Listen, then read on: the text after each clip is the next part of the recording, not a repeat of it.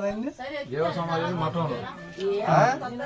అంత దగ్గరే కదా నుంచి మటన్ దగ్గరే బయటకు వచ్చి ఫోన్ చేస్తాం సిగ్నల్ అందట్లేదా మటన్ దగ్గరే నుంచి బ్రహ్మంగారి కాలజ్ఞానం రాసిన గృహ బొమ్మలకొండ చూపిస్తాను మీ అందరికి చూడండి.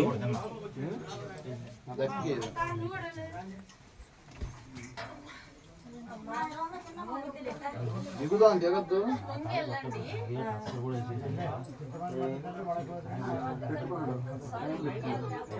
పెద్ద టస్కర్ ఎక్కిందంటే మామూలు కాదు ఎప్పుడంత పోయాలి ఆయనకి.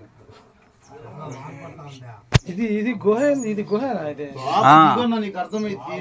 ఇప్పుడంటే మెట్లు బ్రహ్మంగారు ఎట్లా దిగండి అప్పుడు కూడా ఉన్నాయి. ఇప్పుడు ఉన్నాయి 15 సంవత్సరాల కింద వచ్చినా ఉన్నాయి అంటే అప్పుడు బ్రహ్మంగారు ఆయన చెప్పుకున్నాడు. అదే చెక్కాడు ఆయన ఆవుగారు కాసిండు నీళ్ళ ఆవులు కాయాల గిరిగేషన్ చుట్టూ నీళ్ళు ఉంటాయి. ఏం కాదు అమ్మ ఏడ చెప్పండి పోవచ్చు.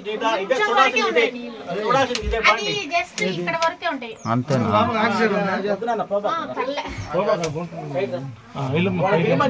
మీరు పైకి బామ్మ, నువ్వు పైకి పో ఒక స్టెప్ నువ్వు వెళ్ళా నువ్వు మీరు అడ్డమన్నారు. దారులు ఉన్నాయి. ఇందుకు ఆయన గుహలో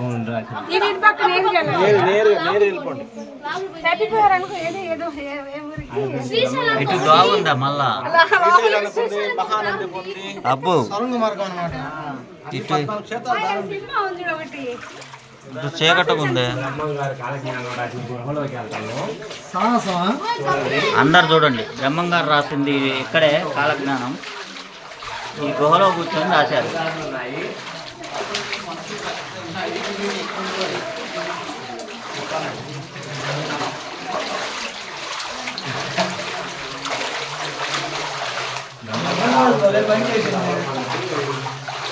ఇక్కడ పైన ఆవులు ఏకాంతంగా అనుకూలిస్తున్నదని కాలజ్ఞానం రాశారు.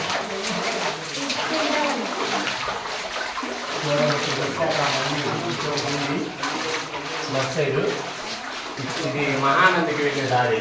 ఈ గురువులో ఉండాలంటే మహానంది వెళ్తాము. ఇటు కోనేరు దారి ఉంది. స్వామివారు ఉపయోగించినటువంటి కోనేరు.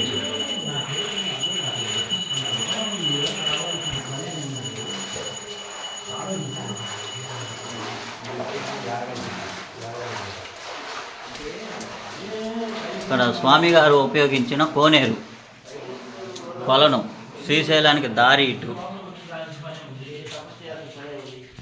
ఎవరు కనపడకుండా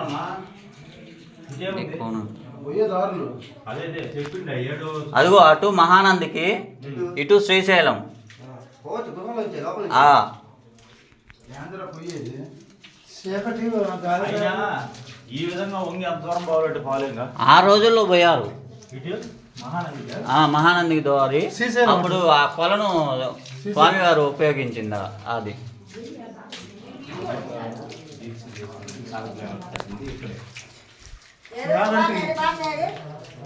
గ్యారంటీ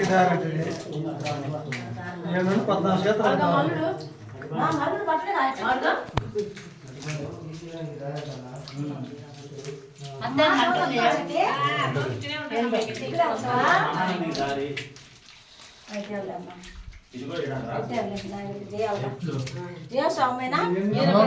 బ్రహ్మంగారు స్వామి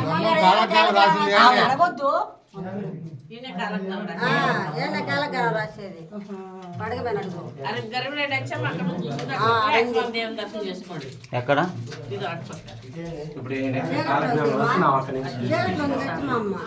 వెళ్తుందమ్మా అటు నుంచి పోవచ్చు.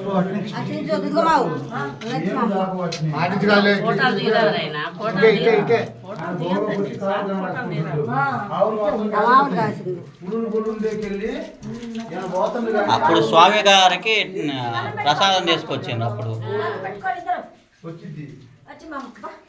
అచ్చిమాంబ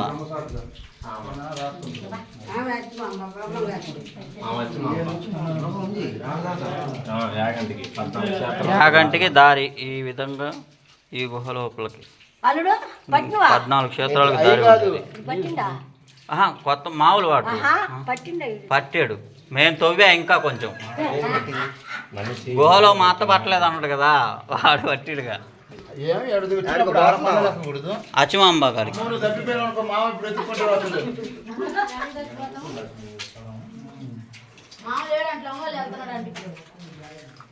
స్వయంభు గణపతి ఒక రోజున ఫోన్ చేసినప్పుడు మా బేమ ఫోన్ చేసిండు